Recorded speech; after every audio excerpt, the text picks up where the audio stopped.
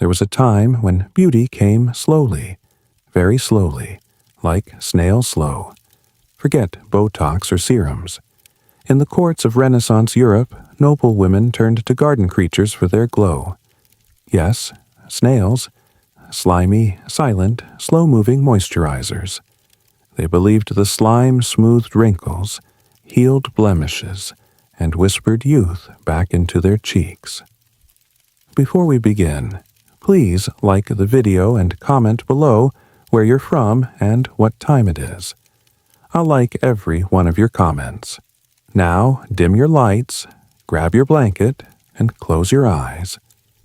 Tonight, we travel back to a world of velvet gowns, candlelit mirrors, and beauty routines that slithered. This isn't fantasy. This is Renaissance skincare. A Renaissance noblewoman lies in her candlelit chamber, employing live snails as a nocturnal beauty treatment.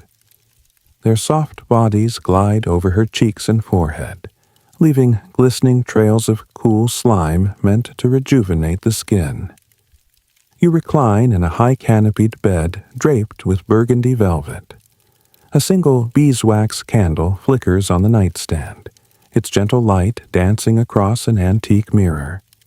In the mirror's faint reflection, you see yourself, eyes closed, face serene, with 3 plump garden snails inching ever so slowly across your skin. 1 snail slips over your forehead, 2 others explore your cheeks.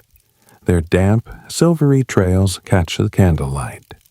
You remain perfectly still as a marble statue in a Florentine courtyard, because any sudden motion might startle your slimy little beauticians.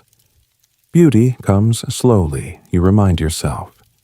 Slowly, snail slow, just as the old saying goes. The slick sensation of snail mucin on your face is strangely soothing. It's cool in the warm night, smelling faintly of moss and turned earth. As the snails crawl, you feel tiny sensations.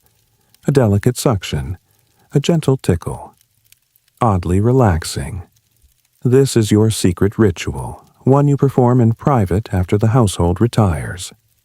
By day, you are the Contessa, an elegant noblewoman of Florence. By night, you become an alchemist of beauty in your own chamber, dabbling in the era's strangest skincare. And nothing, surely, is stranger than this. Live snails as anti-aging allies. How did it come to this? You let your mind drift as the candle gutters low. Only a few years ago, you would have laughed at the thought of mollusks on your face, but whispers in court circles have a way of seeping into one's life. Not long ago, an apothecary's assistant confided that snail slime was the latest secret trick among certain ladies of Venice. Then, your dearest friend and occasional rival, Lady Lucrezia, mentioned with a smirk that she had heard even the French Queen's ladies are letting snails kiss their faces at night. Catherine de' Medici's name was invoked. That formidable Florentine who became Queen of France, reputed to carry Italian beauty secrets across the Alps. Snail elixir, they called it. At first, you dismissed these tales as gossip, but the seed was planted. A month ago, after noticing a fine crease at the corner of your mouth, a smile line that refused to fade hours after you stopped smiling, you found yourself growing anxious. The first hints of a wrinkle, like a tiny crack in a porcelain doll. That very afternoon, you paid a discreet visit to Master Lorenzo, the apothecary in Via dei Servi, seeking counsel. He stroked his peppery beard and lowered his voice conspiratorially. "Signora, have you tried the garden snail?" he asked. Your surprise made him chuckle. He then explained that this was no folk tale at all, but an ancient remedy making a comeback. Even Hippocrates, the great physician of antiquity, had prescribed crushed snails for skin inflammation and wounds, Lorenzo claimed. And indeed, historians say the father of medicine used snail applications to heal the skin. Roman nobles did likewise. Empress Agrippina the Younger supposedly applied snail slime to maintain her youthful glow. Lorenzo's eyes gleamed as he leaned closer. In the time of your great-grandmother, snail water was the secret. Why, a famous Florentine lady, Lisa Gherardini, you know, even purchased a distillation of snail juice from Master Leonardo da Vinci himself to remove the sun from her face. Freckles, that is. He winked. You felt your breath catch at the thought. The Mona Lisa, paragon of Renaissance beauty, resorting to snail slime. If it was good enough for her, could it be good enough for you? Master Lorenzo had then pressed a small wicker basket into your hands. In it, a dozen live snails nestled on fresh lettuce leaves. Use them at night, my lady, he instructed. Their trails are filled with humors that heal. The slime will soften your skin and smooth your lines. By dawn, your face may feel as dewy as a spring morning. He added with a grin, just be sure they don't crawl into your hair. Now, here you are, trying it for yourself. One eye peeks open to observe the largest snail inching across the bridge of your nose. Its glistening body catches a ray of candlelight. You recall Lorenzo's reassurances. Snail mucin is rich in healing nutrients and collagen boosters. The elixir of youthful skin, he called it. The creature pauses, two delicate eye stalks extended as if regarding you, the strange human who has become its temporary world. You suppress a giggle. The absurdity of it all would be ripe for satire, if only it didn't also carry such hope. After a time, perhaps 20 minutes, perhaps an hour, the candle is almost spent, and the snails have traversed every contour of your face. Your skin feels tight and cool as their mucus begins to dry. Gently, you pluck the little estheticians from your cheeks and place them back into their basket. They withdraw into their spiraled shells, blissfully unaware of how important their nighttime labor is to you. Setting the basket aside, you finally rise and go to the mirror. In the low light, you run your fingers over your face. Is it your imagination, or do the fine lines around your eyes already appear fainter? The snail slime has left a sheen, giving your cheeks a kind of pearly luminescence. You smile at your reflection, a tentative, hopeful smile. Perhaps this ancient, slow cure will indeed be your saving grace against time's advance. Outside your shuttered windows, the Florentine night is quiet, save for the distant barking of a dog and the soft chirp of crickets. You dab a bit of rose-scented water on your face to rinse off the dried snail residue. Then pat your skin dry with a linen cloth. Sliding into bed, you leave the world of Renaissance oddities for the realm of dreams, comforted by the notion that you've begun fighting time in earnest, armed with nothing more and nothing less than a few humble snails.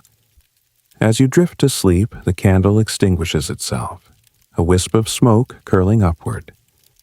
In darkness, your last thought is a gentle one. Beauty comes slowly, slowly. And with that mantra in mind, you surrender to slumber, not yet knowing what the coming days will bring.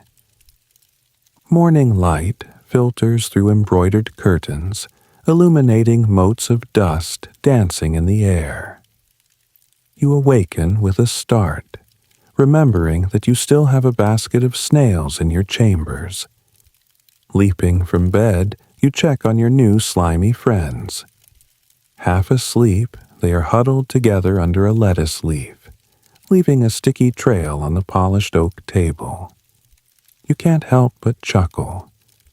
Who would ever imagine the elegant Contessa keeping snails among her beauty tools?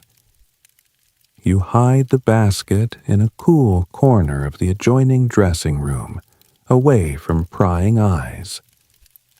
Your lady's maid, Sophia, arrives to help you prepare for the day. She immediately notices something different. Madonna, your skin. It looks especially fresh this morning, she remarks while arranging your russet-colored hair. A thrill runs through you. Fresh, she said, fresh. Perhaps the snail therapy did have an effect after all. You play coy and simply murmur about having slept well. Mid-morning finds you drawn back to Master Lorenzo's apothecary shop. This time openly in daylight, under the pretense of acquiring some scented soaps. The shop is a wonderland of curiosities that you've always loved. Dried herbs hanging in bundles from the ceiling, rows of glass vials catching the sun, brass scales and mortar pestles on the counter, and the ever-present rich aroma of rosemary, lavender, and something more pungent, perhaps valerian root, or the sulfur of some alchemical concoction. Lorenzo greets you with a knowing smile.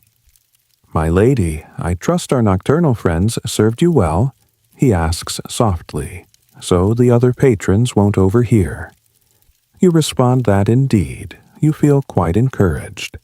Glancing around to ensure no one is listening, you whisper, "I'd like to continue the snail treatment, but how exactly should I use them? And for how long?" The apothecary leads you to a dim corner where clay jars of various sizes are stacked. He pulls one jar off the shelf. It bears a crude drawing of a snail on its label. Inside is a pale, pearlescent cream.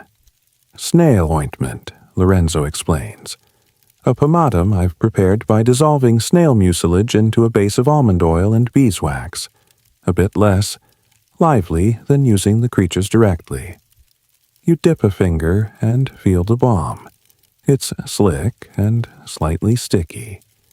The faint odor of snail is masked by added essence of rose. "For daytime use," he continues, "you might apply a thin layer of this ointment under your powder. It will keep your skin moist and protected. The live snails are best used as you did, in the evenings when you can lie quiet.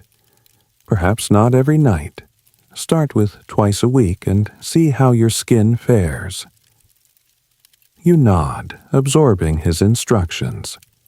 Lorenzo seems pleased by your earnestness. He dares to offer further advice, lowering his voice. "Signora, remember that true beauty is a holistic endeavor. The snails will help, yes, but you must also guard your complexion in other ways. Avoid harsh sun. Drink plenty of water of chicory or fennel to cool the blood. Cleanse your face gently each morning." He pauses, then adds, "And be cautious with the white lead." At this, your eyes widen. The white lead, known as cerussa, has been a staple in your cosmetic routine for years, as with most noble women. That silky, opaque powder which gives you the prized pale complexion. "What do you mean, cautious?" you ask, suddenly a bit defensive. Lorenzo gives a sympathetic smile. He reaches for a leather-bound manuscript on a lectern, one of his treasured reference books, perhaps a medical text or book of secrets. Flipping through pages of spidery Latin script, he finds an entry and points to a passage. It is written here by an alchemist of Bologna. The toxicity and ill effects of cerussa are known. It may whiten the face, but with time it eateth the flesh beneath, causing sores and ugliness. You blink, taking in the warning. Certainly, you've heard rumors that lead makeup could ruin the skin if overused. Some say it causes a gray rot or premature aging, the very things you hope to avoid. But what choice do you have? Appear in society with a tan or ruddy face? Unthinkable. Fair, untanned skin is practically a requirement for noble beauty in this age. It proclaims you a lady of leisure, untouched by peasant sun. You recall the regimen taught to you as a younger woman. To keep one's skin lily-like and translucent, you applied white lead mixed with vinegar, the famed Venetian ceruse or spirits of Saturn, until your face and neck were as pale as alabaster. It granted an almost supernatural radiance under candlelight. Yet Lorenzo's gentle caution plants a seed of doubt. You bite your lip. What would you have me do? Go without my powder and look like a farm girl? You retort, a bit more sharply than intended. He raises his palms in appeasement. Not at all, my lady. I know the expectations you face. Only moderate it. Perhaps use a lighter hand with the cerusa, and let the snail balm and a touch of rice powder suffice on quieter days. You exhale, realizing he means well. I will consider it, you say quietly. He nods and wraps the snail ointment jar in paper for you. Before you depart, he offers one final tidbit. If I may suggest, Contessa, after using the snails or any cosmetics, wash with aqua de rose. Vinegar of roses diluted in water makes an excellent gentle toner for the skin. It cleanses and refreshes without harshness. Ah yes, vinegar of roses, that old staple. You've used rose water before, but not regularly. I shall do that, you reply. In truth, you've heard even the city's plague doctors recommend vinegar of roses for its purifying qualities. It's said to tone the skin and even fend off illness. Many ladies swear by a morning rinse of wine infused with rose petals, or even their own urine, to maintain a clear complexion.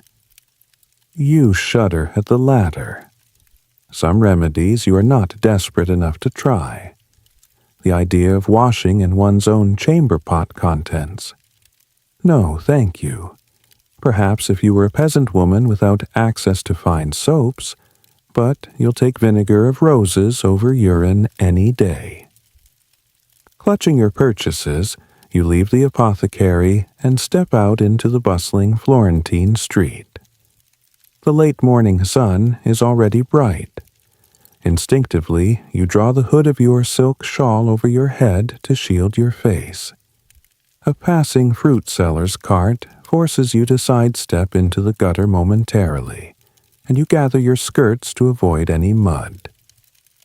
Life in the city is lively and none too clean at times, but you adore it.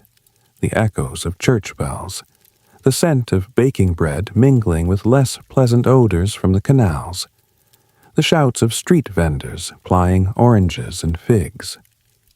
As you make your way home, you contemplate your next moves in this quest for beauty. The snails are now your allies. Still, they are but one tactic. What more might be done? The apothecary's warning about cerusa plays in your mind. Perhaps you should indeed explore gentler alternatives, at least when not in full public view. After all, what good is preserving youth if the very products meant to help end up poisoning you? A horse-drawn carriage clatters by, and you pause to let it pass. In its wake trail two beggar children, their faces and arms grimy. One is scratching furiously at her scalp, likely a losing battle with lice. You catch yourself in a moment of silent gratitude. At least I am spared that indignity.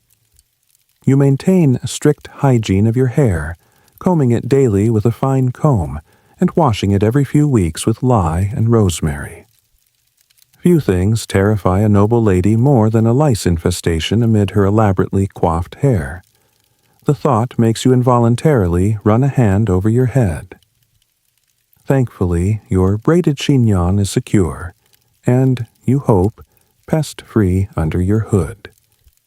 At last, you reach the gates of your palazzo, an elegant, three-storied building not far from Santa Croce. Inside its cool stone halls, servants bustle politely. You retreat to your chambers to stow away the ointment jar and to record some notes in your personal diary. Yes, you have begun documenting these experiments. A true scholar of beauty in your own right. In a flowing script, you note last night's snail treatment and this morning's impressions. Day 1. Face felt smoother, Sophia remarked on freshness. No adverse reactions. You add Lorenzo's advice about rosewater and the dangers of lead. It occurs to you that you are essentially compiling your own book of secrets, much like those popular little manuscripts circulating among learned ladies. Indeed, recipe collections for beauty and health are cherished in this era. Women like Caterina Sforza filled volumes with concoctions for allure and longevity. Perhaps one day your descendants will read of your adventures with snails and marvel. A soft knock at your door interrupts your writing. It is a footman bringing a letter, a thick ivory envelope sealed with red wax. Breaking it open, you find an invitation from the Marchesa Violante, a grand dame of Florentine society. She is hosting a ball in 3 nights' time at her villa outside the city, in honor of her daughter's betrothal. Your heart skips. A ball means many eyes upon you, long hours under candlelight and scrutiny. Exactly the sort of occasion where one wishes to appear in the full flower of youth and beauty. And, if you're honest, exactly the sort of event where Lady Lucretia will be swanning about, competing silently with you in glamour. Lucrezia, with her porcelain skin and flirtatious smile, who loves to remind you that she is 2 years younger, and never lets you forget it. You set the invitation down and steel yourself. 3 days to prepare. If you continue with your snail treatments each night till then, perhaps it will give you an extra radiance.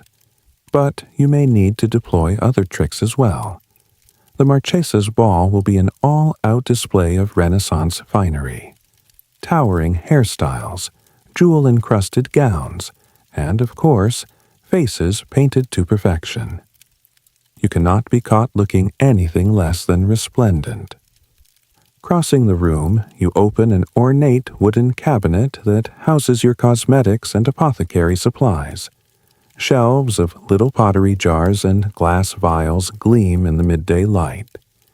Here is your white ceruse powder, lead and vinegar paste pressed into cakes. Beside it, a smaller container of ground rice powder, a safer but less opaque alternative. Vials of perfumes are lined in the next row. Attar of rose, oil of jasmine, a citrus cologne. You inhale a lavender sachet to calm yourself.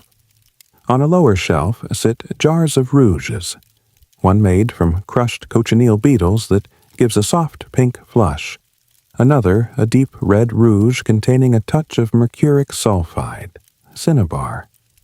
That one you seldom use, aware of mercury's dangers, but its color is unrivaled in intensity.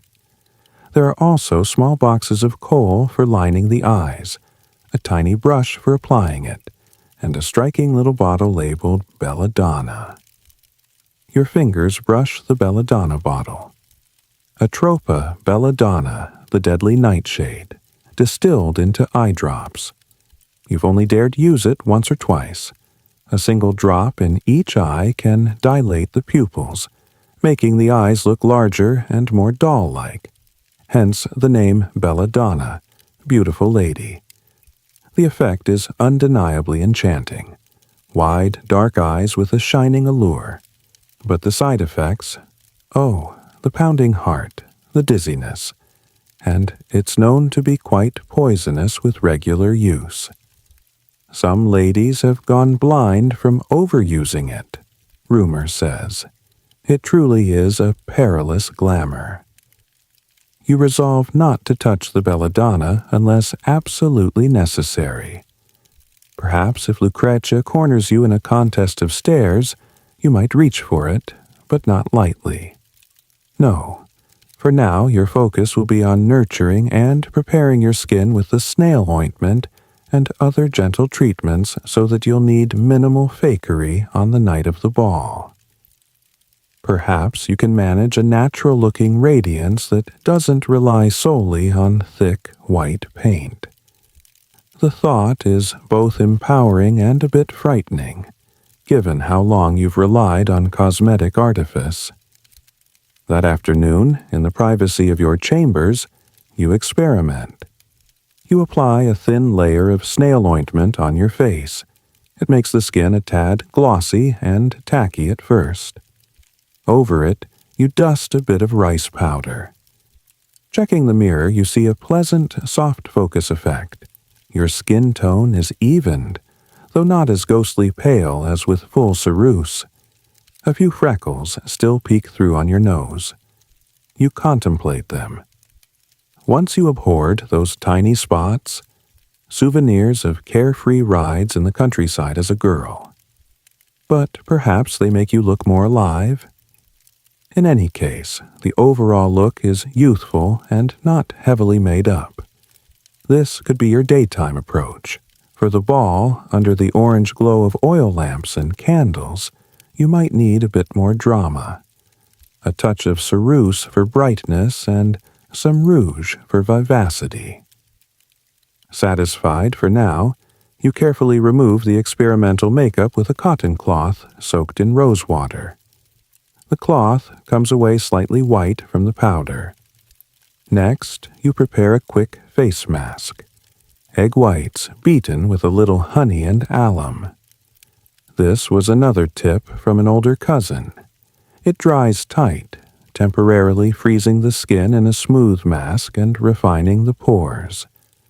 Applying the cool egg white mixture to your face, you feel it stiffen into a transparent glaze. Indeed, many women use such egg masks to achieve that glassy, unblemished look. While it hardens on your face, you cannot smile or speak. You are a silent statue once again. After it dries, you peel it off gently and rinse. Touching your cheek, it does feel a bit firmer.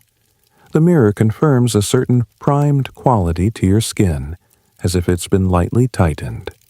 Yes, every little step helps.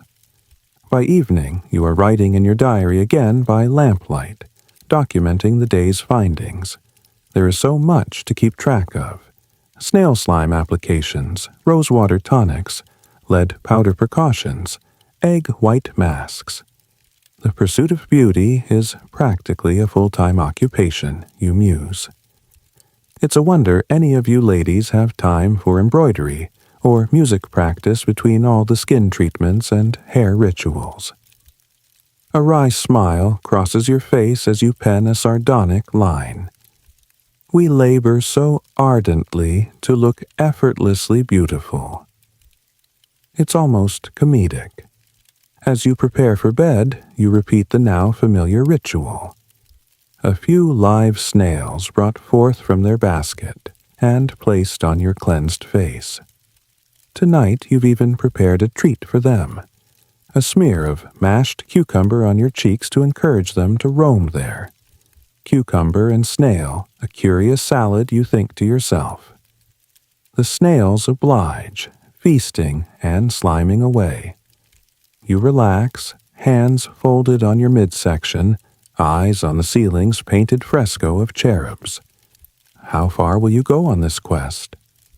The question drifts in your mind like a cloud across a summer sky. As far as I must, you answer silently. For in this society, a woman's face can be her fortune. And for those like you and Lucrezia who do not hail from the loftiest blood but rely on advantageous marriages and connections. Keeping a youthful, pleasing appearance is a form of power and security. When the snail's work is done and they are safely back in their lettuce-lined bed, you snuff out the lamp. Sleep comes easily, filled with softly swirling dreams of snail shells and rose petals. 3 nights until the ball. The countdown to your little public debut of the new you begins. 3 days later, dusk falls upon the Tuscan hills as your carriage rattles along a country road toward Marchesa Violante's villa. Inside the carriage, you sit swathed in a sumptuous gown of deep green velvet, its sleeves slashed to show cloth of gold beneath. A necklace of pearls, creamy white orbs said to symbolize purity, rests cool on your collarbone. Sophia has outdone herself dressing your hair. It's piled high in a bun, interwoven with ribbons the same green as your gown, with a few thin locks curled and allowed to trail artfully at your temples. To heighten your brow, that fashionable high forehead of the time, she gently plucked a few stray hairs at your hairline and smoothed the rest back with a touch of pomade. The pomade's base is rendered sheep fat mixed with jasmine oil. It gives a subtle shine and holds everything in place. You hope it doesn't attract any unwanted guests like fleas. There's a joke among ladies that our elaborate coifs are more for breeding fleas than catching admirers. Indeed, some women hide tiny flea traps in their wigs or hairpieces, but you pray you won't need such things tonight. Your face, reflected faintly in the carriage window each time you pass a torch or lantern on the road, looks luminous. Over the last days, you have balanced your routine, snail treatments each night and minimal makeup by day to let your skin rest. For this evening's grand event, you've carefully applied cosmetics, but trying not to overdo it. A light layer of ceruse mixed with a dollop of snail ointment gave you a pale, smooth canvas. The snail slime hopefully counteracts the dryness of the lid. On the apples of your cheeks and lips, a delicate blush of pink from the cochineal rouge enlivens your complexion. You lined your eyes with a touch of kohl, subtly elongating their shape toward the temples in a trendy Venetian style. And at the last minute, with a deep breath, you put 1 drop of belladonna in each eye. Just 1. The effect about 15 minutes later was immediate. Your brown irises are now encircled by widened black pupils, lending them a glistening, doe-eyed look.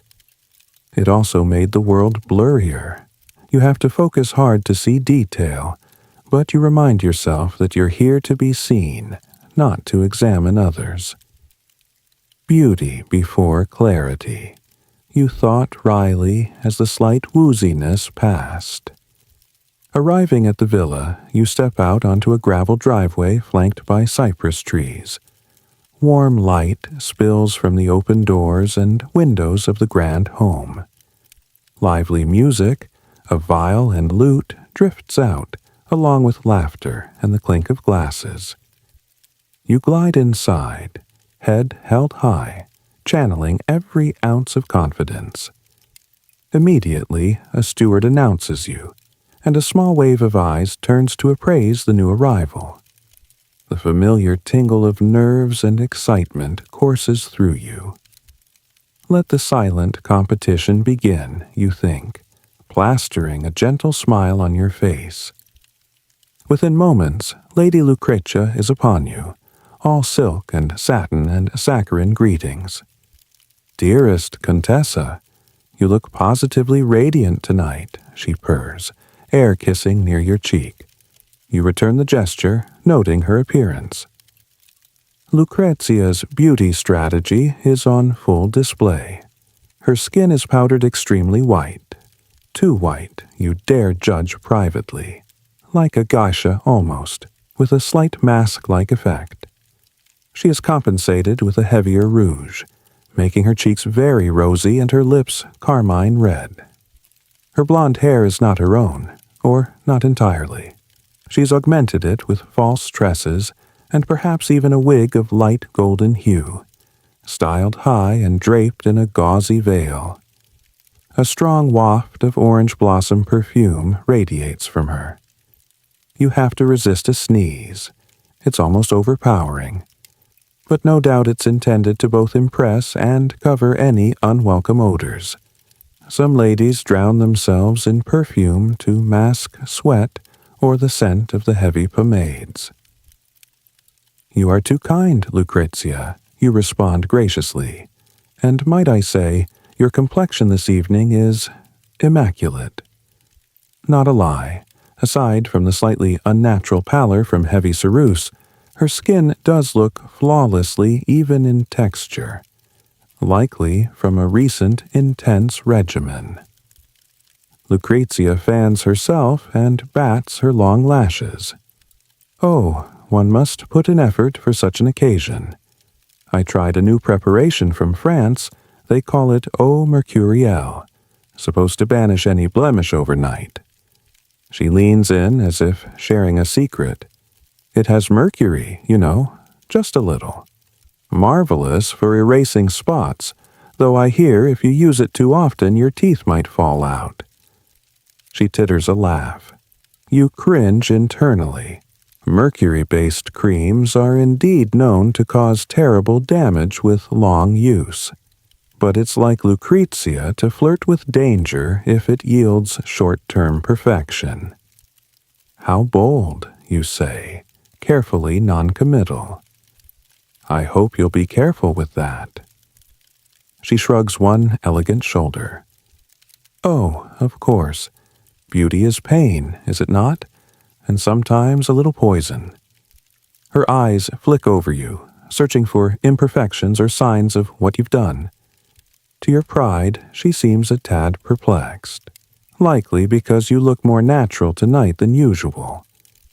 Perhaps she expected you to spackle on the white lead and join her in the Who is Paler contest.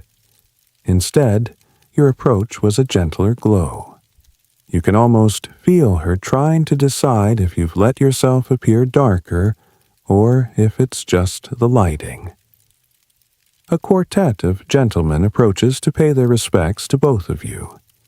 The next while passes in a pleasant haze of conversation, dancing, and refreshment. You sip watered wine, avoiding the sugared confections. Too much sugar, they say, causes bad humors and pimples. All the while, you observe the beauty tricks of others in the room like a detective gathering evidence. It's fascinating and a little appalling. One lady's face paint is so thick it indeed looks mask-like, barely cracking even when she laughs. The effect exactly as described in Castiglione's Book of the Courtier, where he quipped some women dare not smile for fear their makeup will crack. Another younger girl has clearly plucked her hairline way back to achieve a high forehead. You can see the slightly reddened pores at her hair edge. Poor thing. There's a rumor that some use a paste of vinegar and cat dung to remove hair instead of plucking. Looking at that girl's tender scalp, you wonder if she tried that brutal depilatory method, which, according to lore, can sometimes peel off skin too. Ouch. Moving through the crowd, you catch a whiff of an odd scent, not perfume, but something medicinal. You realize it emanates from a dignified older woman, the Dowager Countess. She is cordial, but her face is startling, perfectly pale and smooth for her age, but with a taut, waxy look. You overhear her quietly asking a friend if her neck ruff covers the green spot on her throat. Green spot? Later, you hear gossip that the poor lady has been using so much mercury ointment that her skin has tinted slightly greenish, and her health is failing. People whisper, but still compliment her youthful face. This sends a little shiver through you. There are those who would literally die for beauty, and sometimes do. On a lighter note, you pass by an open terrace where a group of ladies are lounging near a brazier of glowing coals. They are holding slices of half-raw beef against their cheeks. You do a double take at the strange sight until you recall hearing of this practice, using raw meat as a warming blush to redden the cheeks and make them appear feverishly rosy. The warmth and blood of the meat temporarily flush the skin. One lady squeals that the meat is too hot, and they collapse into giggles as one of them accidentally drops her piece on the marble floor. They've turned a beauty trick into a party game. You shake your head with a smile and continue on. Despite the oddities, the ball is enjoyable. Candlelit chandeliers cast everyone in a flattering glow. Your own face has held up well through the night. You've touched your cheeks surreptitiously now and then.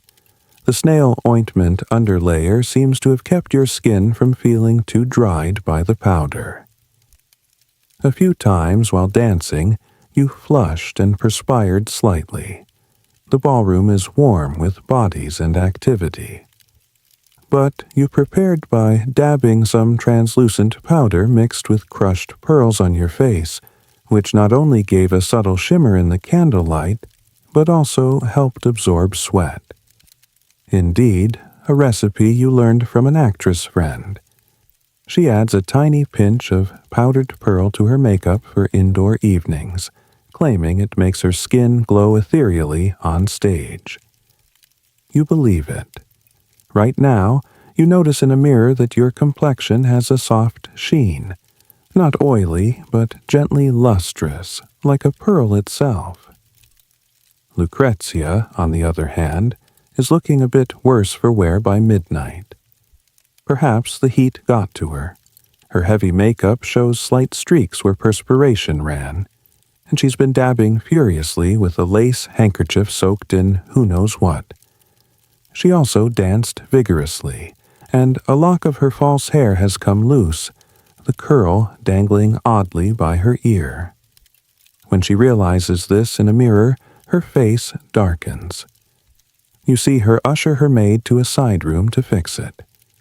For a brief moment, you feel a pang of compassion and, admittedly, satisfaction. The beauty contest tonight has swung in your favor, it would seem. You took a risk with a lighter touch and bizarre snail magic, and it's paying off. Your look endures, while hers is literally melting. During a lull, you find yourself in the ladies' retiring room, a lavish boudoir-like space for guests to refresh themselves. You check your reflection and find you hardly need any adjustments, just a tiny reapply of lip rouge. As you do so, another woman stands next to you at the mirror, the young bride-to-be of the Marchesa. She shyly compliments your appearance. "Signora, your skin is so beautiful. Everyone has remarked how youthful you look tonight," she says sweetly. You flush with pleasure and thank her, returning a kind compliment about her hair, which is dressed in the elaborate style of a new bride, with orange blossoms and pearls. The bride then confesses, "I was terribly nervous about my own spots. I had a small pimple here this morning." She points to a spot near her chin that now is flawlessly concealed. "My mother had me sleep with snail gel on my face last night, and then put a leech behind each ear this afternoon to draw out the heat," she reveals, wrinkling her nose. You try to hide your surprise. Leech therapy, of course. Applying leeches to the skin to suck blood was indeed a trick to achieve paleness or reduce inflammation. It drains the blood from the head, making one faintly anemic, thus paler, and was seen as safer than some toxic cosmetics. "How did it feel?" you ask. "Not too bad," the girl answers. "Cold and a pinch, then nothing, and it did seem to bring down the redness quickly." She giggles. "The things we do." They wouldn't let me eat any garlic at dinner either, said it might cause a smell or break me out. You laugh softly with her. It's endearing to see someone on the threshold of womanhood going through these initiation rites of vanity, with a mix of earnestness and humor. You encourage her, sharing perhaps a little too conspiratorially. "You know, I've been using snails on my face. Live ones." Her eyes widen in amazement. "Truly? Snails?" You nod, enjoying her astonishment. It's an old remedy coming back in fashion. The slime they secrete is magical for the skin. I think it has helped me. "How extraordinary," she breathes. "I shall tell my mother, though I'm not sure I'd brave a live snail crawling on me." You assure her it's not so bad, both of you chuckling. This small exchange lifts your spirits. It reminds you that while on one level tonight is about rivalry and show, on another it is about camaraderie. All these women, you, Lucrezia, the bride, the grand dames, you're all engaged in a peculiar sisterhood of striving against time and biology in the name of beauty. Sharing tips, enduring discomfort, sometimes harming yourselves, all to meet an ideal that society both imposes and you willingly embrace. It's absurd, and yet it's reality. At least you can laugh together at times and trade secrets in the powder room. By the end of the night, as the ball winds down and guests depart in various states of exhaustion and dishevelment, you feel a deep fatigue in your bones, but also contentment. Outside, the cool night air feels heavenly on your face after the stuffy warmth of the ballroom. On the carriage ride home, you lean back and close your eyes. You resist the urge to wipe your face clean just yet. That must wait until you have proper cleanser and water. Instead, you mentally review the evening, every compliment, every side-eye glance, tucking away lessons. One nugget that sticks out. You notice the Marchesa herself discreetly sipping something from a golden vial at one point, then later learned it was a tonic of dissolved gold, a so-called aurum potabile. Rumor has it that Diane de Poitiers, the famous beauty of the French court, drinks liquid gold regularly to preserve her youth. Gold, as if the heavy metal could impart its luster to skin and spirit. It's dangerously alluring and literally toxic. Diane, they say, glows, but that gold will likely kill her. In fact, you heard someone whisper her hair and bones became fragile from it. As your carriage jostles along the road, you ponder that extreme. If snail slime and rose water and prudence aren't enough, would you ever drink poison like gold or mercury just to keep youth a bit longer? You hope the answer is no, that you will know when to stop. But tonight, you also understand the temptation. When dozens of eyes admiringly noted how radiant you looked, it fed something in you, something hungry and fearful and elated all at once. You felt powerful, in control of your destiny for that evening. What would you trade for that feeling every day? A year of your life? 10? It's a question you leave suspended in the dark, unanswered. The weeks following the ball pass in a flurry of social visits, preparations for the upcoming winter festivities, and your continued pursuit of ageless beauty. Initially, you ride the high of that successful night. You maintain your regimen diligently, and each morning you scrutinize your face. The snails remain a centerpiece of your routine. In fact, you've become somewhat attached to the little creatures. You gave them names, silly ones only you know. There's Bianca for the one with the whitish shell, Dante for the poetically slow one, and Lucia for the lively small snail that always tries to escape up your hairline.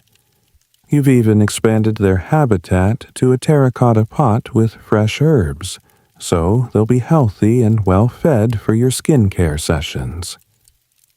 Sophia discovered them once, nearly screaming. She thought they were pests loose in the house.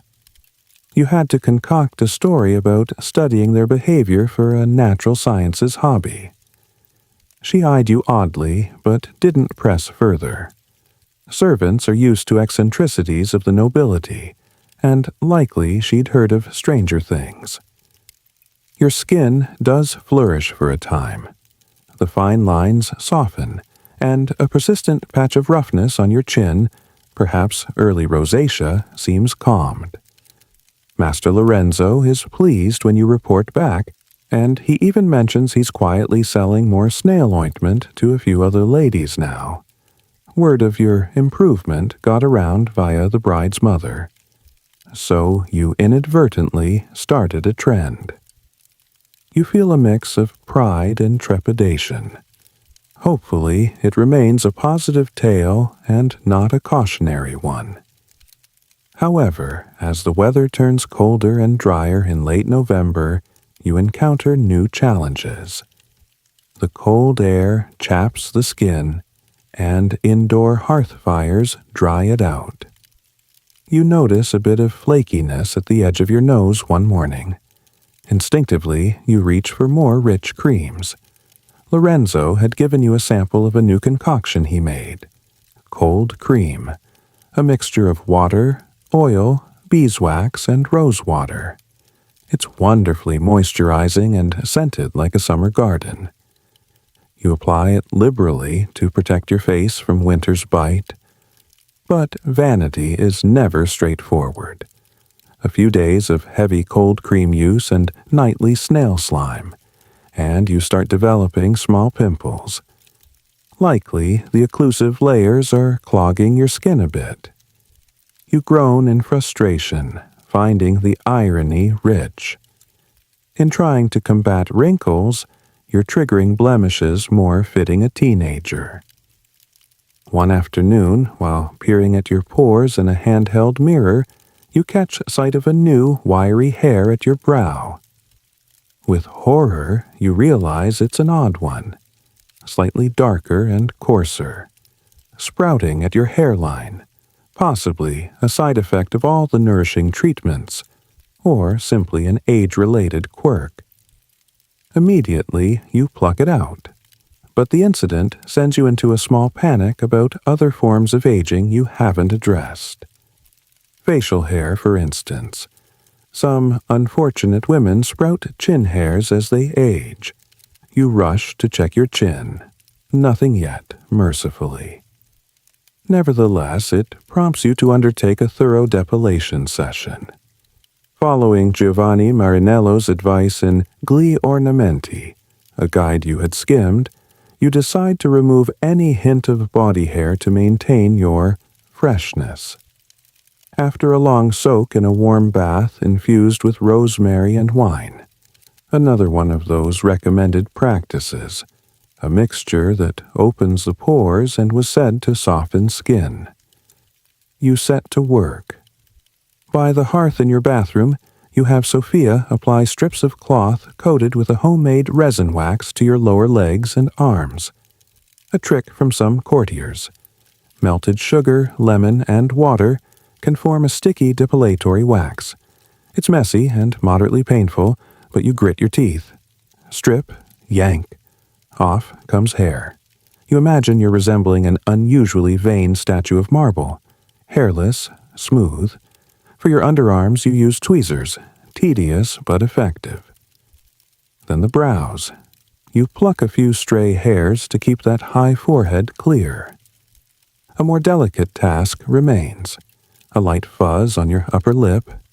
Many women ignore it, but you've heard men cruelly tease about ladies with mustaches. You refuse to be mocked. Some use walnut shell rubs or quicklime to dissolve these hairs. You decide on a gentle approach first. A thin application of that quicklime and vinegar paste at just the mustache area. Yes, it's the dreaded cat dung formula without the dung. Basically, a strong depilatory. It burns. After a minute, you wipe it off in a rush, worried it will scorch your skin. The fine hairs are gone, but the skin is left red and tender. You apply cool rose vinegar compresses to soothe it, praying it won't peel. That was clearly too harsh. Examining the aftermath of your depilation spree, you are hair-free in all the socially expected places. But you also feel a bit raw. You slather snail ointment and cold cream on the irritated areas, hoping the magic slime will accelerate healing as it purportedly does for wounds. The good news, you're alive. The bad news, so are the fleas. In all this focus on skin and hair, you nearly forgot the tiny enemies that lurk regardless of your beauty efforts. With winter, everyone has donned heavier brocaded gowns, sometimes with fur trim. One morning, you wake up itching at your ankle and discover a line of red bites. Flea bites, those infernal little vampires. It seems even the cleanest household cannot be entirely rid of them, especially with pets around and thick bedding. You instruct the housekeep to beat all the rugs and have fresh straw packed into the mattresses with strongly scented herbs. Fleas hate lavender and pennyroyal, they say. You yourself dab some camphor oil on your bedposts at night to repel them. And yet, inevitably, one or two still find you. The good news, you're alive. The bad news, so are the fleas, you mutter to yourself in dark humor while examining another bite on your calf. Truly, what hope do you have against time if you can't even vanquish a flea? To lighten your mood, you decide to treat yourself one evening to an extravagant bath said to rejuvenate skin. A wine bath. You recall hearing that, in Spain, noble women bathe in red wine, believing it softens and beautifies the skin. It sounds decadent and expensive, but perhaps just once. You have some barrels of modest wine in the cellar. You order 2 large jugs to be warmed and poured into your bath along with hot water, and add crushed rosemary and lemon peel for fragrance. The bath water takes on a rosy tint. Immersing yourself in it, you feel like Cleopatra in milk. Another famed beauty bath, though milk is rarer here. The warm wine bath is admittedly divine. The aroma heady, and your skin does feel nicely toned afterward. Whether it's psychosomatic or real, you emerge blushing and energized. Sophia comments that you smell like a winery, but you don't mind. You pat dry and then rub down with a mix of olive oil and a few drops of clove essence to seal in the moisture and mask any boozy odor. Your skin glows pink from the scrubbing and the mild natural acids of the wine. It's an indulgence you might try again occasionally.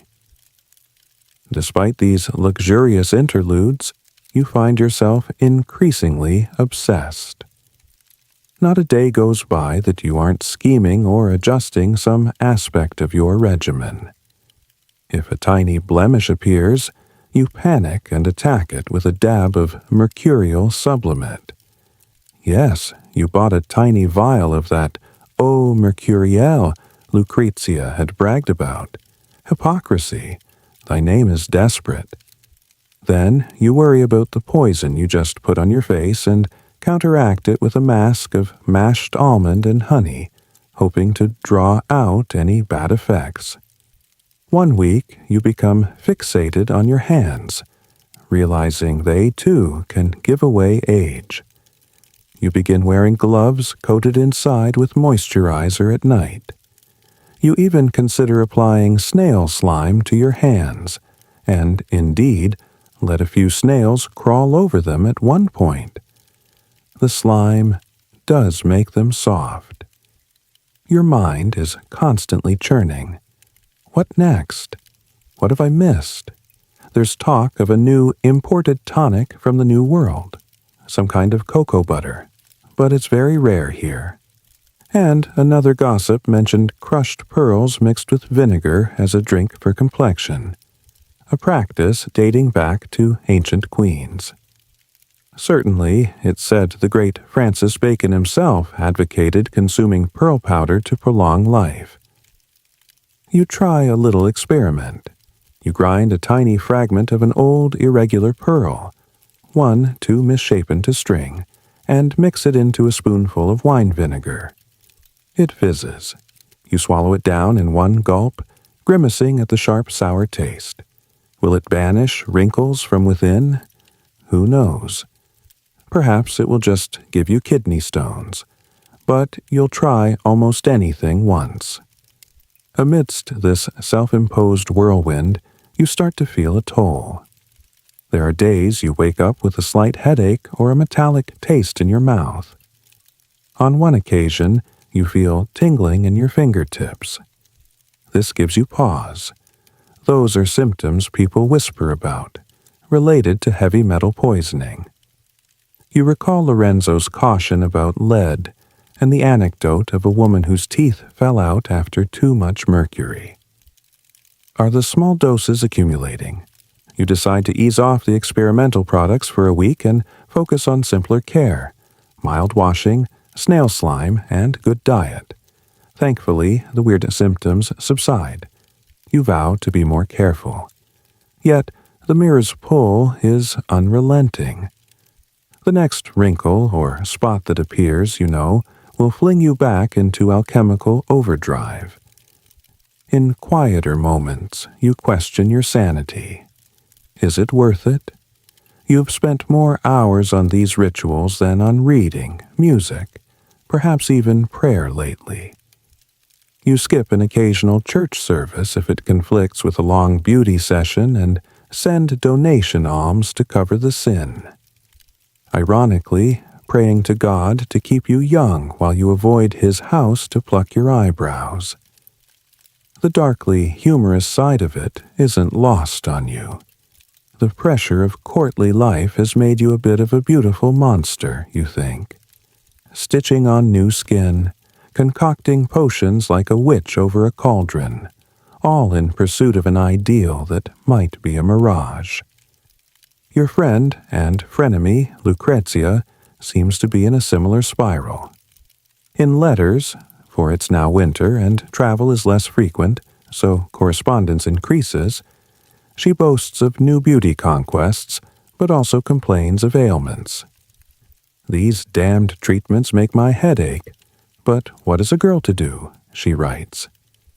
She mentions trying a vapor bath with herbs to flush impurities, and that it made her nearly faint from heat. Another time she tried fasting for a week, drinking only goat's milk infused with crushed fennel seeds, hoping to clear her skin from the inside. It cleared her bowels more than anything, she noted ruefully. You respond with empathy and a tip about a calming chamomile toner you found helpful for redness. The two of you share this bond, even as you compete. It's like an arms race, or rather a charms race, and both of you are field marshals pushing your bodies to their limits. One cold evening, you are invited to Lucrezia's palazzo for a small gathering. It's been a while since you saw her in person. When she greets you, you are struck by her appearance. Still lovely, but a bit wan. There are faint, bluish shadows under her eyes, and though heavily made up, she seems tired. Over spiced wine, she confesses to you in a whisper that she has been having trouble sleeping. I fear I've overused that mercury lotion. I stopped it now, but I feel unlike myself, she says, eyes darting. You urge her to see a physician, but she scoffs. What would she say? That she poisoned herself with vanities? Instead, she's switched to only natural salves for now.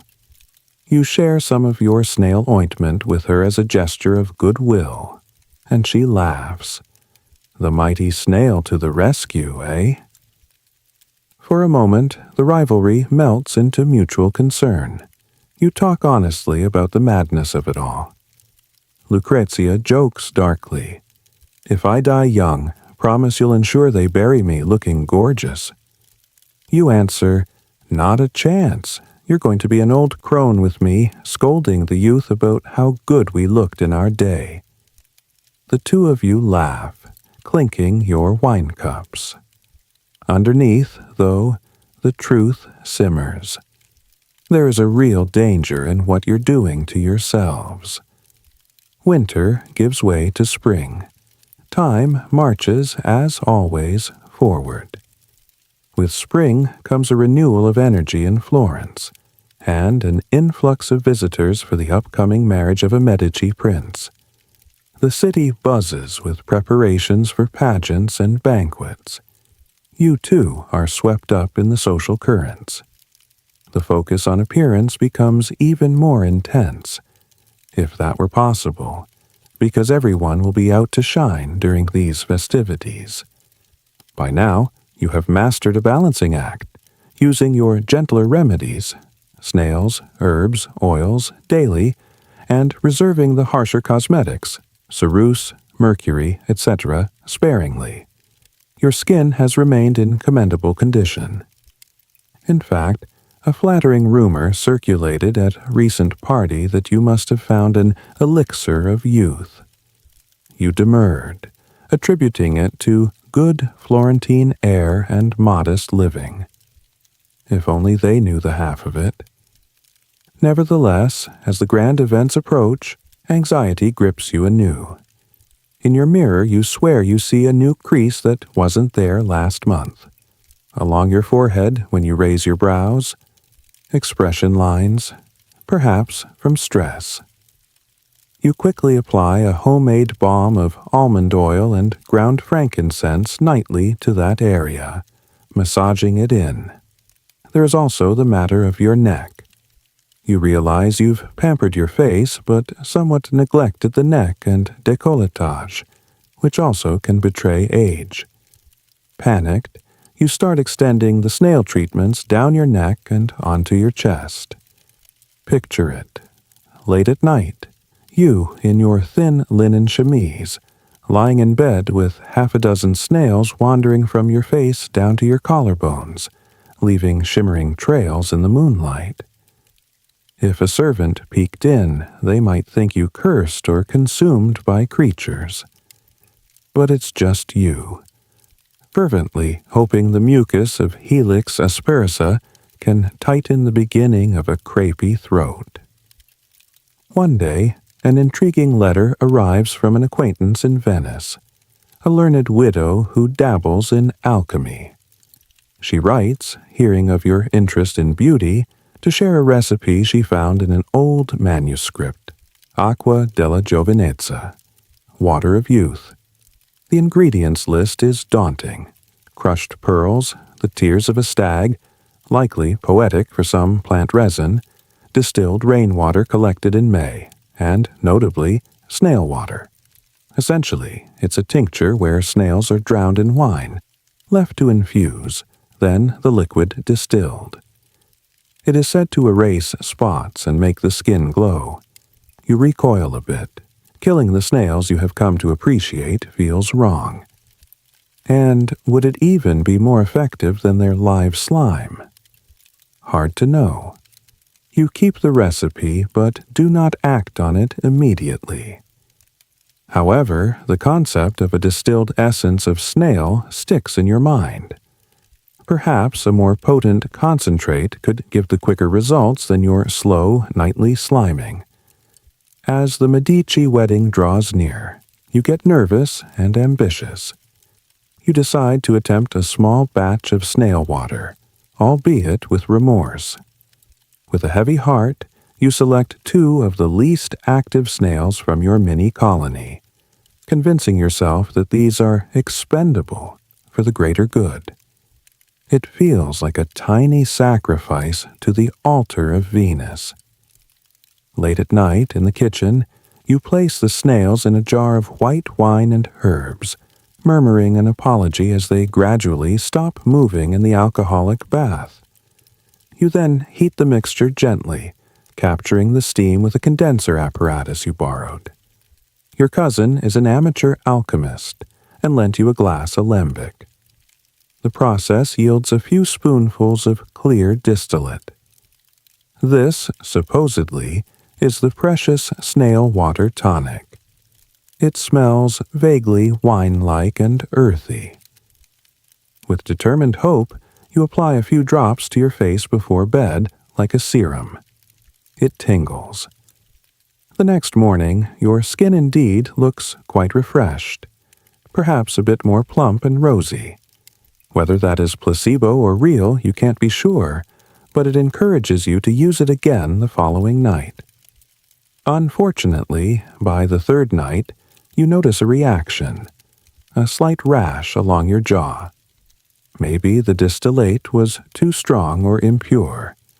You halt immediately, consoling yourself that the live snails never caused such irritation. Back to the tried and true, albeit slower, methods. You've learned a small lesson. In your haste for faster results, you ventured into more perilous territory and got burned, figuratively. It's not lost on you that this mirrors the overall pattern. Patience with natural remedies versus impatience leading to toxic shortcuts. The day of the Medici prince's wedding arrives. It's a spectacle beyond compare. Jousts, masks, feasts. You dress in a stunning ensemble, a brocade gown in silver gray to complement your complexion, and you wear your pearls proudly, even tucking a few pearlescent beads into your hairstyle. Your face, thanks to all the prep, requires only minimal enhancement. A touch of white at the temples and under eyes to brighten. A bloom of color on lips and cheeks.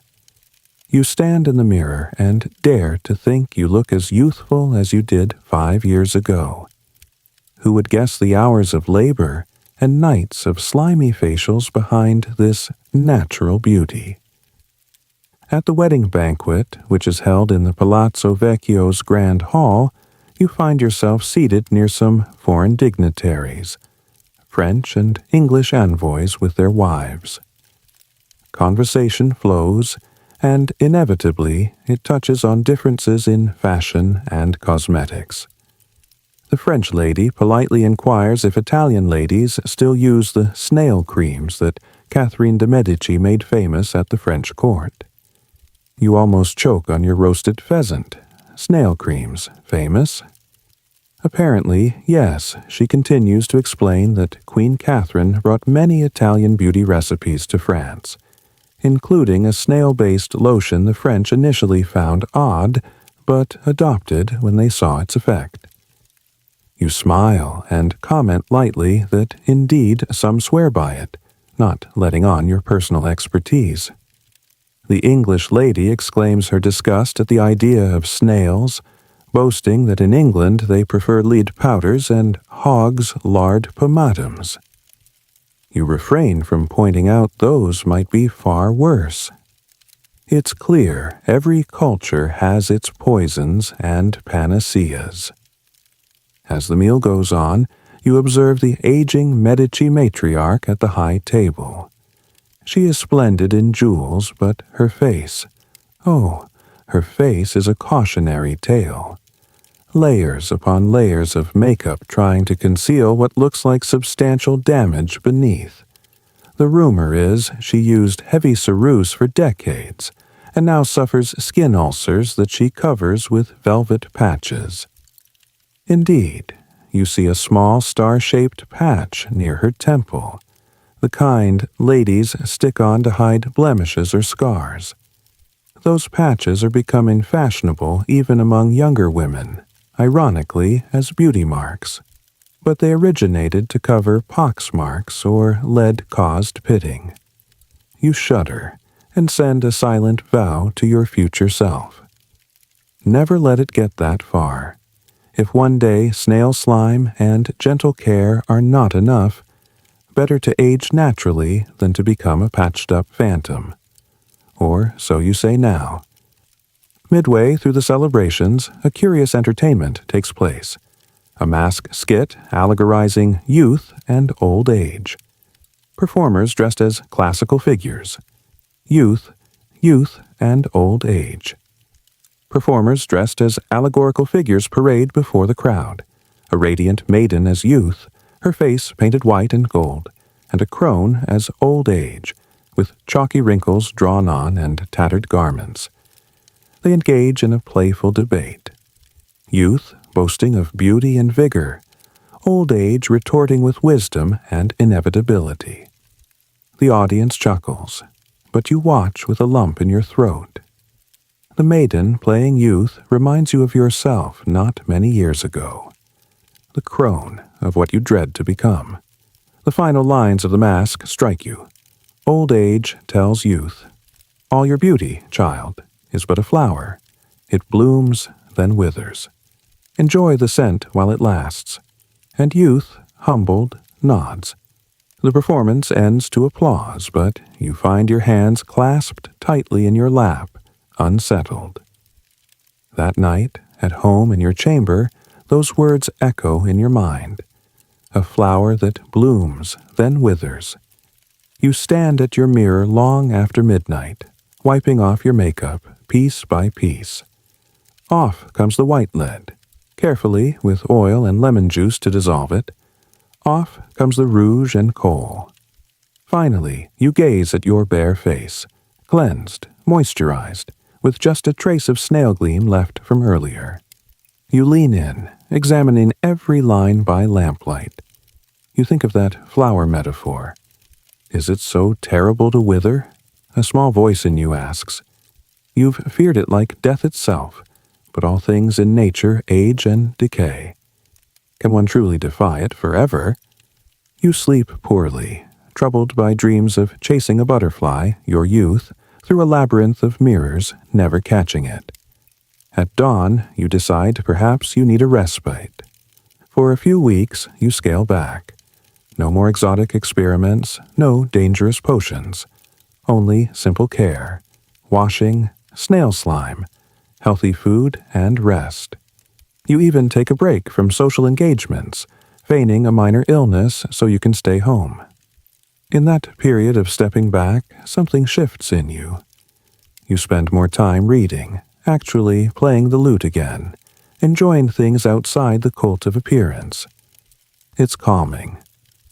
The mirror slowly becomes less of a tyrant and more of a neutral presence. Ironically, during this gentle period, your skin blossoms nicely, likely because you're less stressed and not over-treating it. Lucrezia visits one afternoon, worrying over your illness, and you assure her it's mostly fatigue. You gently suggest she too might ease up on her regimens for her health's sake. She admits she's been considering that, ever since a small fainting spell scared her at the Medici wedding. She suspects it was those gold elixirs she tried. We two reformed sinners of vanity, you joke to each other. It feels good to talk about possibly finding a saner balance. Of course, you haven't abandoned caring about beauty. You doubt you ever truly could. But you're realizing that every remedy has a cost, and one must measure how much one is willing to pay. Like a savvy merchant balancing ledgers, you start weighing each new idea. Will this steal a bit of my health? My peace? Is it worth it? Time passes. Spring turns to summer, to autumn, to winter, and spring again. The cycles of nature continue. In those cycles, subtly, your perspective continues to evolve. You still use your beloved snails. In fact, they've grown in number. Some had babies in their herb pot. You apply their slime now, not out of frantic desperation, but as a kind of self-care ritual, almost meditative. You find their slow, silent presence comforting. Some nights you don't bother with them at all if you're too tired. And that's fine. Lucrezia, too, has calmed. She visits one day with excitement not about a new cosmetic, but about a new poetry collection she's sponsoring. It seems both of you are rediscovering interests beyond mirrors. Perhaps this is what moderation looks like. Years gently roll on. Small signs of aging do appear inevitably. A faint, permanent crease between your brows. You joke it's from frowning at foolish men. A streak of silver in your hair that you hide with henna dye. A stiffness in your joints after long evenings. These bother you, yes, but you address them pragmatically. A bit of massaging oil for the wrinkle, a new wig with auburn curls to cover gray on special occasions, comfrey tea for the joint pains. And you carry on. You remain a beautiful woman, perhaps not the ingenue you once were, but a graceful matron with a certain presence. In fact, some say you've grown more beautiful with a little age, as if there's a depth now behind your eyes that adds to the allure. Do you still envy the 20-year-olds at court? Perhaps fleetingly on a bad day. But you also smile wisely, knowing what lies ahead for them.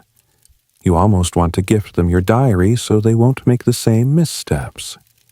You decide perhaps one day you will anonymously circulate some of your learned secrets to help others avoid the worst dangers. Your diary, indeed, has grown thick with entries, a chronicle of concoctions, trials, failures, triumphs. On the final page, you write a reflection. I sought eternal youth in vines and vials, in creatures slow and metals quick. In the end I learned. Time is the only alchemist that never loses.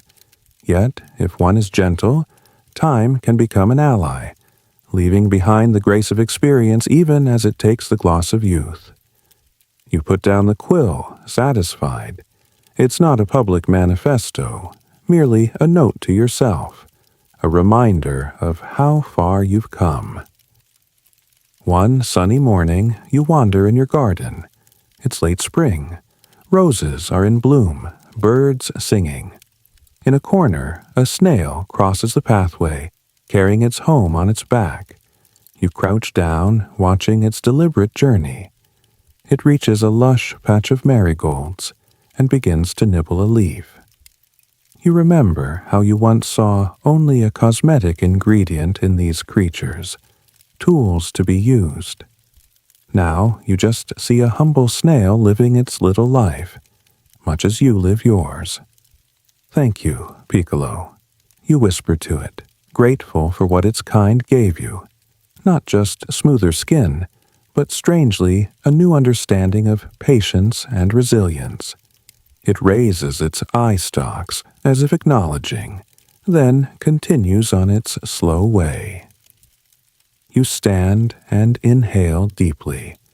The morning air is fresh, carrying a hint of last night's rain. Your skin drinks in the dewiness of the hour. You feel present, alive. And yes, beautiful. Maybe not in the way you defined beauty 10 years ago, but in a softer, truer way. With a quiet smile, you step back inside, leaving the snail to its breakfast. Centuries slip by, as inexorable as the slow crawl of a snail. The Lady of Florence, with all her vanities and victories, fades into the background of history. Her name is lost to time, her diary gathering dust in some attic or archive. Perhaps a line or two from her letters survives in a family record, but nothing more. She became, after all, just another noblewoman who lived and aged and died, as humans do. And yet, one part of her world endures and thrives, the snail. Those slimy garden companions, once a secret shared in whispers among Renaissance courtiers, have transcended eras. The beauty wisdom of the snail never truly disappeared. It passed down through anecdote and folk knowledge. It was rediscovered by researchers and visionaries. In the modern age, snail mucin, the very slime our Florentine lady so cherished, enjoys a celebrated revival. Not in hidden corners or secret potions, but in gleaming bottles on store shelves across the world. Walk into a 21st century apothecary. We call them pharmacies or cosmetic boutiques now, and you will find snail secretion filtrate listed on luxury serums and creams. Skincare enthusiasts laud its hydrating and skin-smoothing powers. Science has confirmed what our Renaissance ancestors intuited. Snail slime is rich in collagen-boosting and healing compounds. It can help fade scars, plump fine lines, and moisturize deeply, essentially whispering youth back into skin, just as those court ladies believed so long ago. In South Korea, a global hub of skincare innovation, snail mucin became a craze in the early 2000s, featured in popular essences and sheet masks. Beauty magazines today cheerfully recommend snail facials, not with live snails crawling on cheeks, though that has been tried at some novelty spas, but with refined products containing the same slime extract. The practice that once raised eyebrows in candlelit chambers is now discussed openly on internet forums and demonstrated in YouTube videos. The irony is poignant. The snail's gift achieved a kind of immortality that the lady herself could not, while she, despite all her efforts, could not halt the march of time. The idea that snail mucin rejuvenates skin proved enduring. Beauty brands market it as a cutting-edge ingredient, often unaware that it was a Renaissance secret weapon centuries ago. What was old is new again. If only Our Lady could see it. Imagine her delight, and perhaps chagrin, to know that the slimy allies she lovingly tended are celebrated today. She might chuckle to see modern women applying snail gel in lighted mirrors with no shame, even pride. She'd nod knowingly at the claims on the packaging. Reduces wrinkles, smooths blemishes. Thinking, yes, I knew that in 1580. Perhaps she'd feel validated that her instinct was right all along. And what of the other bizarre practices of her time? Thankfully, many were left by the wayside. We no longer dabble in lead and mercury for beauty, having learned those lessons the hard way. Belladonna drops are relegated to museum lore. We prefer safe contact lenses or digital filters to enhance eyes rather than poison. The bloodletting leeches and dung hair remedies have been replaced by hygienic, science-based treatments. In truth, some wisdom survived. Rosewater is still used as a gentle toner, cold creams and herbal balms are staples. But snail mucin's renaissance in particular is remarkable. It has outlived the skepticism and become mainstream. In a way, the spirit of our Florentine noblewoman lives on in every jar of snail-infused cream sold today. Each time someone pats a snail serum onto their face at bedtime, hoping to wake with dewier, smoother skin, they are echoing her story, carrying forward that intimate ritual that began in a candlelit room with a few curious snails. The context is different, the technology refined, yet the core desire is the same: to preserve a bit of youth, to heal the wear of life, to feel beautiful in one's skin. So tonight, when you finish hearing this tale and drift into your own dreams, perhaps you'll think kindly of the lady and her snails. History did not remember her name, but it remembered what she loved. The lady and the snails has become, in effect, the snails and the ladies, generation after generation of those seeking beauty, united by a glistening thread of slime through time. As you close your eyes, imagine yourself in her velvet-draped bed once more, a snail's cool trail upon your cheek, the distant sound of a lute in the night. Imagine the voice of that era whispering that you are lovely, and that in caring for yourself with gentleness, and maybe a dash of whimsy, you partake in an ageless ritual. The tools may change, but the intent is timeless. Sleep now, content in the knowledge that beauty in every age is a blend of mystery and nature. Our Renaissance heroine found comfort in snail-slow remedies. Perhaps we too can learn that patience and care yield more enduring results than any frantic chase. In the end, her name faded, but her pursuit was not in vain. It led us to discoveries we still cherish.